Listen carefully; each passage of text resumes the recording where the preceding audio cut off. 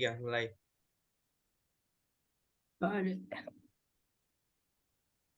Bismillahirrahmanirrahim. Assalamualaikum warahmatullahi wabarakatuh. Kami dari kelompok 8 ingin mempresentasikan hasil percobaan praktikum pada praktikum laboratorium T3. Oke, dengan ini saya akan membacakan nama yang ingin dibacakan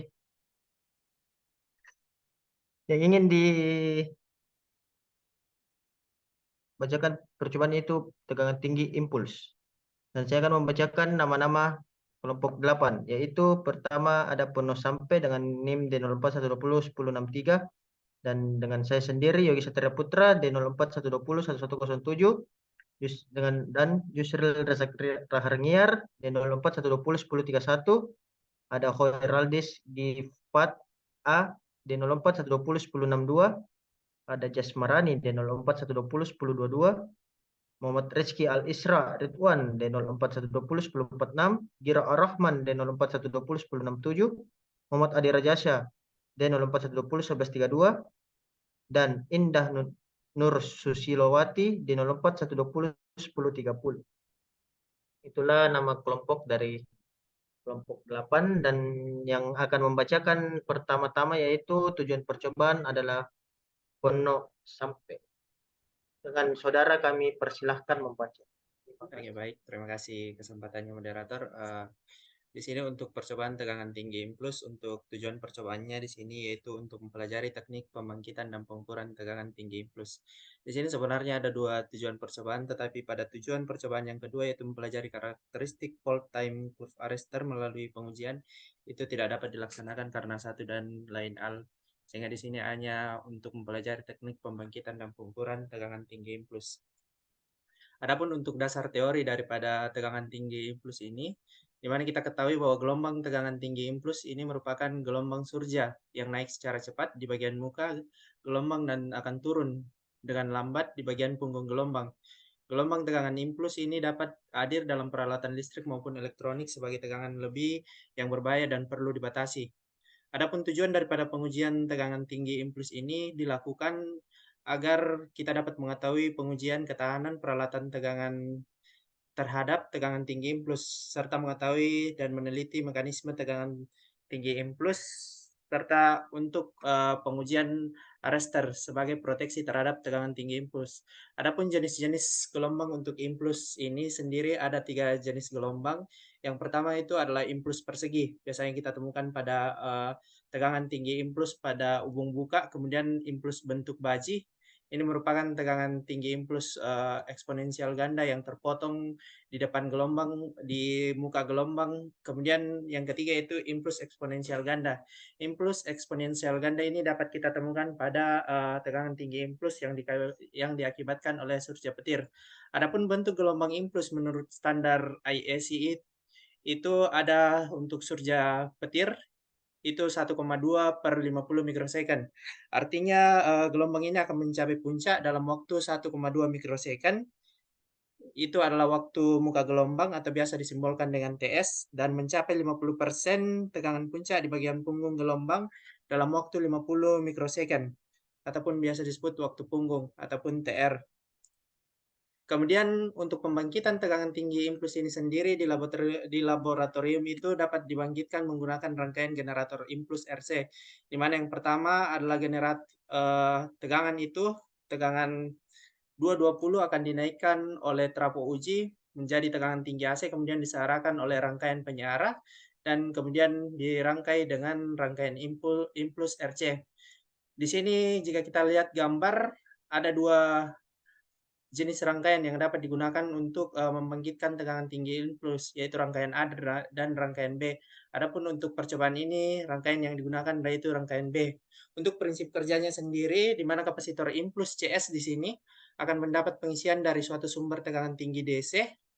Kemudian pada saat sela bola F tembus atau bisa di-trigger, kontak sesaat terjadi sehingga muatan pada kapasitor CS akan dilepas dan mengisi kapasitor beban CB melalui tahanan redaman RD.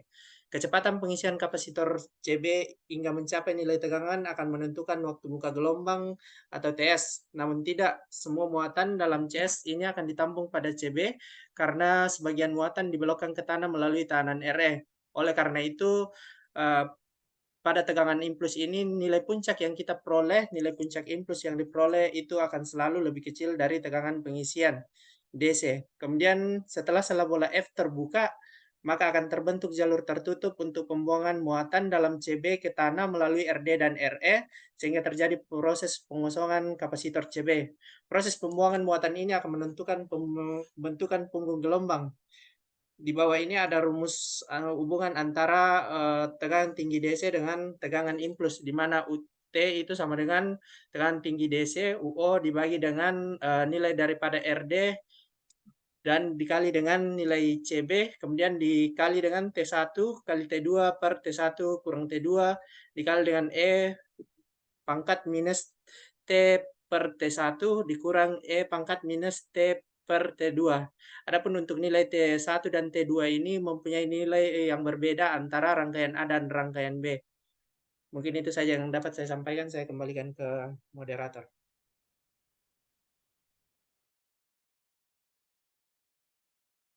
Baik, terima kasih kepada Saudara Ponno. Dan yang selanjutnya akan membacakan alat dan bahan yaitu Saudari Jasmarani. Dengan Saudari dipersilahkan. Baik, untuk materi selanjutnya yaitu mengenai alat dan bahan. Yang pertama itu mengenai instrumen pengukuran. Yang pertama ada DJM untuk pengukuran tegangan puncak DC. Lalu yang kedua ada DSTM untuk pengukuran tegangan puncak impuls, dan selanjutnya itu kita menggunakan osiloskop untuk mengamati gelombang dari impuls. Untuk komponen praktikum yang digunakan itu ada HV9105, yang mana ini merupakan transformator uji. Lalu yang kedua ada 9141 measuring kapasitor, yang berfungsi membagi tegangan tinggi atau untuk pengukuran tegangan AC. Yang ketiga ada HV9108, yaitu connecting rod, gunanya untuk elemen koneksi konduktif. Selanjutnya ada HV9124 insulating rod, sebagai penyangga komponen-komponen. Lalu yang selanjutnya ada 9112 impuls kapasitor, yang berfungsi untuk pembangkitan tegangan impuls.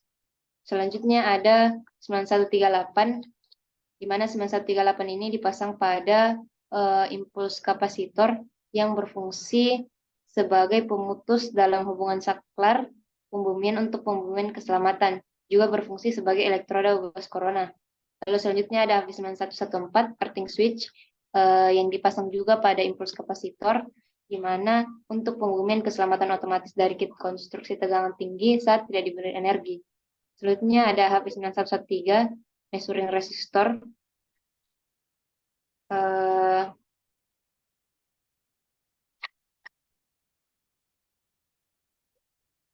lalu selanjutnya ada HV9126,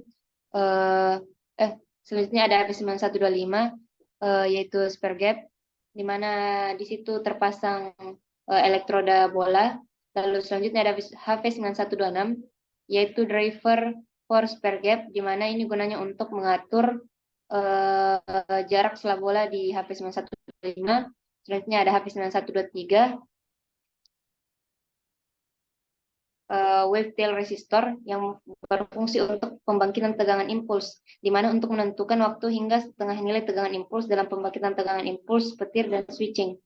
Lalu yang selanjutnya ada HV9122 wave front resistor untuk pembangkitan tegangan impuls, di mana resistor ini menentukan waktu naiknya tegangan impuls pada petir dan pembangkitan tegangan impuls switching. Lalu selanjutnya ada HV9120 load kapasitor, yang dimana ini dari rangkaian yang telah dijelaskan oleh Saudara Pon itu dia berperan sebagai CEB. Dan selanjutnya ada HV9130, ada low voltage divider, di mana berfungsi sebagai pembagi tegangan, di mana rangkaiannya sederhana, mengubah tegangan besar menjadi tegangan yang lebih kecil dengan menggunakan dua resistor seri dan tegangan input. Next.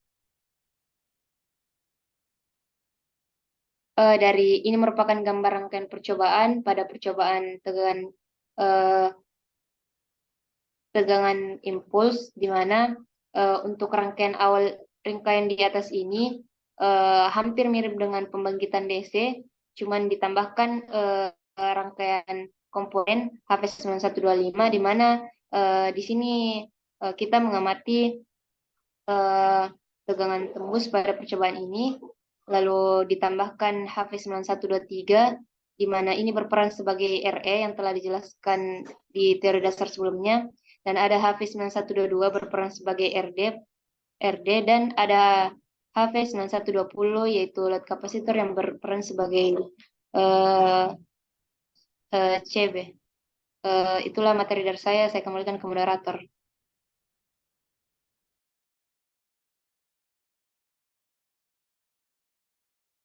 Dan terima kasih kepada penyampaiannya Saudari Jasmarani. Selanjutnya pembacaan data percobaan akan dibacakan oleh Saudara Hoiraldis. Dengan Saudara dipersilahkan membacakan. Terima kasih. Baik, jadi sebelum masuk ke pembacaan data percobaan, pertama-tama saya akan membacakan prosedur percobaan terlebih dahulu. Di mana yang pertama itu sebelum pengambilan data, kita perlu menyusun komponen-komponen rangkaian seperti yang ditunjukkan pada gambar rangkaian sebelumnya. Kemudian nyalakan control dash untuk memulai percobaan sesuai dengan prosedur penggunaan control dash, dan nyalakan pula USC.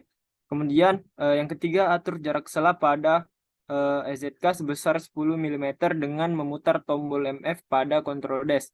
Nah, kemudian yang keempat, naikkan tegangan primer TU hingga mencapai nilai tegangan UDGM yang diperlukan untuk terjadinya tegangan tembus pada sela bola. Kemudian catat besar nilai UDC pada DC voltmeter dan UP trafo.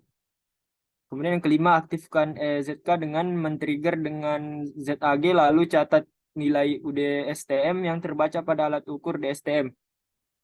Kemudian yang keenam, aktifkan potter pada OSC untuk melihat gelombang tegangan impuls yang terlihat pada osiloskop. Yang ketujuh, ulangi langkah 3-6 untuk jarak sela 20 mm, 30 mm, dan 40 mm, serta catat data percobaan pada tabel data sementara. Kemudian yang kedelapan, setelah selesai percobaan, matikan control dash sesuai prosedur penggunaan control dash dan kembalikan komponen percobaan pada tempatnya. Setelah kami melakukan prosedur percobaan tersebut, kami dapatkan data percobaan. Yang pertama itu untuk sela jaraknya 10 mm dengan tegangan primer itu 44 volt dan tegangan dan UDC itu 27,76 kV, dan didapatkan U impuls itu 24,18 kV. Kemudian untuk sela jaraknya 20 mm didapatkan UP itu 49 volt, UDC itu 31,29 volt kilovolt, dan U impuls itu 27,49 kilovolt. Dan untuk jarak sela 30 mm didapatkan UP itu 104 volt, kemudian UDC itu 62,14 kilovolt, dan U impuls itu 54,21 kilovolt. Kemudian yang untuk jarak sela 40 mm UP sebesar 152 volt, UDC itu 91,63 kilovolt, dan didapatkan U impuls sebesar 80,41 kilovolt. Dengan udara itu 1013 embar dan suhu ruangan itu 27 derajat Celcius. Selanjutnya saya kembalikan ke moderator. Terima kasih kepada Saudara Hoiraldis. Dan selanjutnya yang membacakan analisa teori kita persilahkan yaitu Saudara Yusril Rasak Raharniar. Dengan Saudara kami persilahkan membaca. Terima kasih. Baik, terima kasih atas kesempatannya moderator. Selanjutnya saya akan melanjutkan terkait analisa teori pada percobaan kami. Tegangan tinggi impuls merupakan tegangan yang dengan bentuk gelombang yang memiliki durasi atau waktu yang sangat singkat, biasanya yang sering dijumpai dalam rentang waktu mikrodetik hingga nanodetik. Tegangan impuls ini digunakan untuk mensimulasikan kondisi dari tegangan transien dalam sistem tenaga listrik. Seperti halnya pada saat terjadi petir, bentuk gelombang impuls standar IEC adalah 1,2/50 US, yang berarti waktu naik dari gelombang adalah 1,2 US dan waktu turun dari gelombang adalah 50 mikrosecond. Bentuk ini digunakan untuk mensimulasikan efek petir pada sistem tenaga listrik. Pembangkitan tegangan tinggi impuls biasanya terdiri dari rangkaian R dan C serta saklar, biasanya menggunakan sphere gap.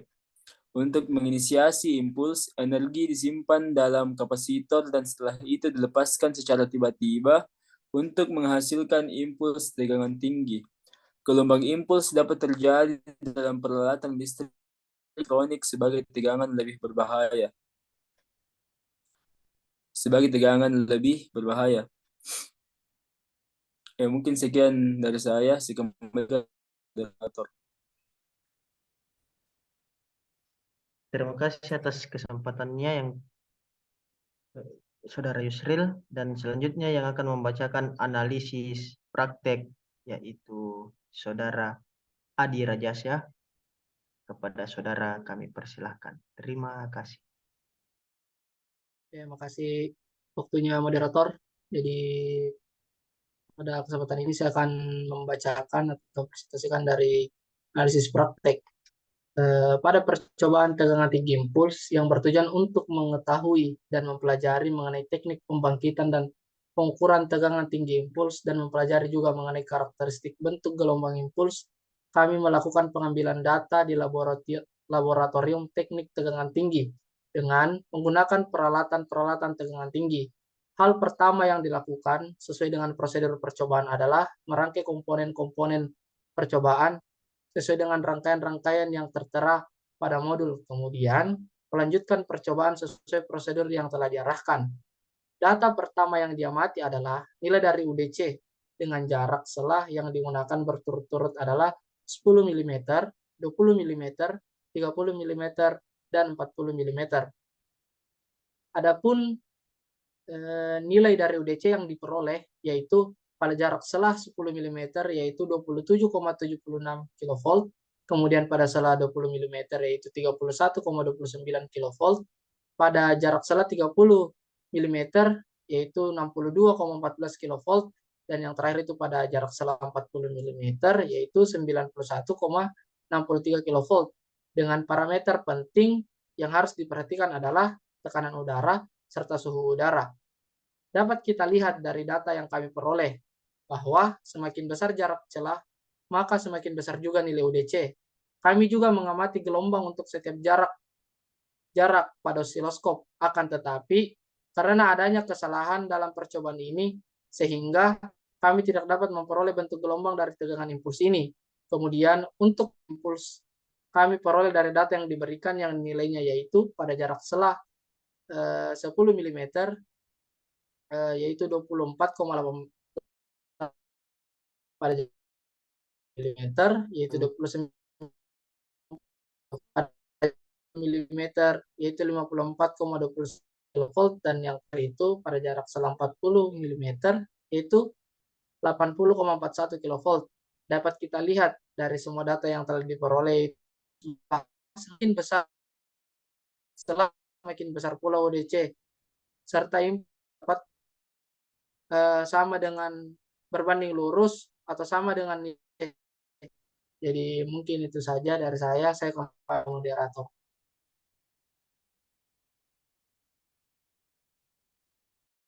Terima kasih atas pembacaannya Saudara Adi Rajasya.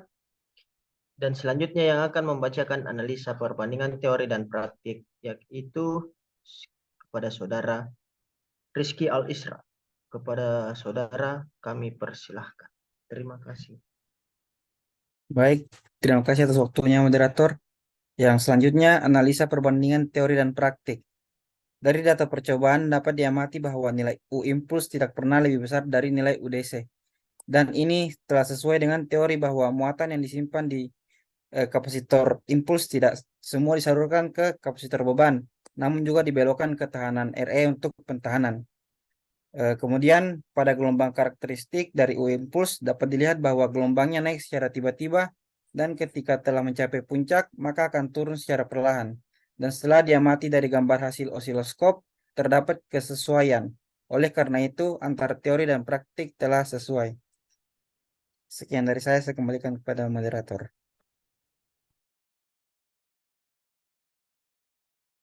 Terima kasih waktunya juga Saudara Rizky Al-Isra.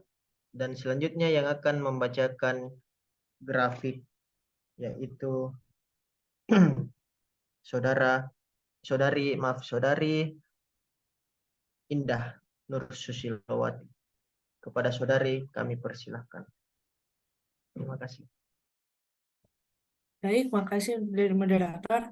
Jadi untuk grafik ini mempresentasikan bagaimana perbandingan antara nilai tegangan impuls dan tegangan DC dengan parameter dan diubah-ubah dalam praktikum, yaitu jarak antar sela bola. Di mana untuk sumbu X dia mempresentasikan tegangan DC-nya dalam satuan kilovolt, dan untuk pada sumbu Y mempresentasikan jarak spark gap dalam satuan milimeter. Dan secara teori yang telah dijelaskan dengan teman saya bahwa nilai puncak tegangan impuls selalu lebih kecil dari tegangan pengisian DC, di mana bisa dilihat dari grafik di layar bahwa dari praktikum yang telah kami lakukan, perbandingannya sudah sesuai dengan teori, di mana nilai tegangan pengisian DC lebih besar dibandingkan tegangan puncak impuls. Pada jarak spark gap 10 mm untuk tegangan impulsnya bernilai 27,49, sedangkan tegangan DC-nya 31,29, di mana ketika semakin diperbesar jarak antar bola ini, maka tegangan impuls dan DC-nya pun juga semakin besar, di mana ketika jarak spark gap dinaikkan 20 mm, nilai tegangan impulsnya bernilai 54,21, sedangkan untuk tegangan DC-nya didapatkan 62,14, dan ketika dinaikkan kembali nilai spark gap-nya menjadi 30 mm, sehingga tegangan impuls yang didapatkan yaitu 80,41 dan tegangan DC-nya 91,63. Dari grafik ini bisa kita lihat bahwa ada hubungan antara tegangan impuls dan tegangan DC, di mana tegangan impuls akan lebih kecil daripada tegangan DC, dan juga ketika spark gap semakin diperbesar, maka tegangan impuls dan tegangan DC pun juga akan semakin membesar. Dari grafik ini juga kita dapat memberi kesimpulan bahwa praktikum yang telah kami lakukan sudah sesuai dengan teori. Sekian dari saya kembalikan ke moderator. Dan terima kasih juga kepada saudari Indah. Dan selanjutnya kita akan melihat gambar hasil pengamatan yang akan dijelaskan oleh saudara Gira Ar-Rahman. Kepada saudara kami persilahkan. Baik, terima kasih ya moderator.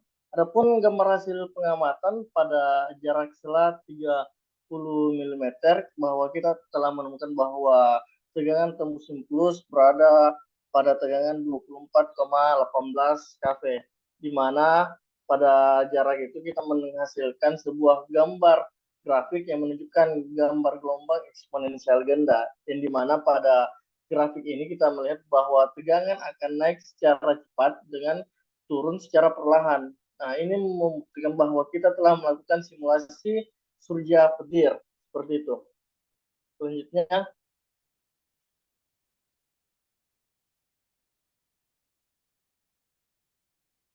Nah, pada gambar hasil pengamatan untuk jarak selah bola 40 mm, kita juga telah mendapatkan bahwa bentuk gelombang yang kita dapatkan itu bentuk gelombang eksponensial ganda, di mana tegangan akan naik secara singkat dan turun secara perlahan. Di mana pada jarak selah bola 40 mm ini, kita melakukan pengujian tegangan tembus dan mendapatkan hasil yaitu 27,43 KV untuk pengujian tegangan tembus impuls. Seperti itu.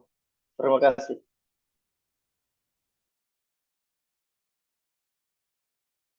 Dan terima kasih kepada Saudara Gira Rahman, dan yang selanjutnya akan membacakan kesimpulan yaitu diri saya sendiri, dan kesimpulan dari kelompok kami yaitu untuk membangkitkan tegangan tinggi impuls dengan waktu puncak digunakan trafo uji yang dieksitasi dengan impuls yang dimana merupakan sumber tegangan DC.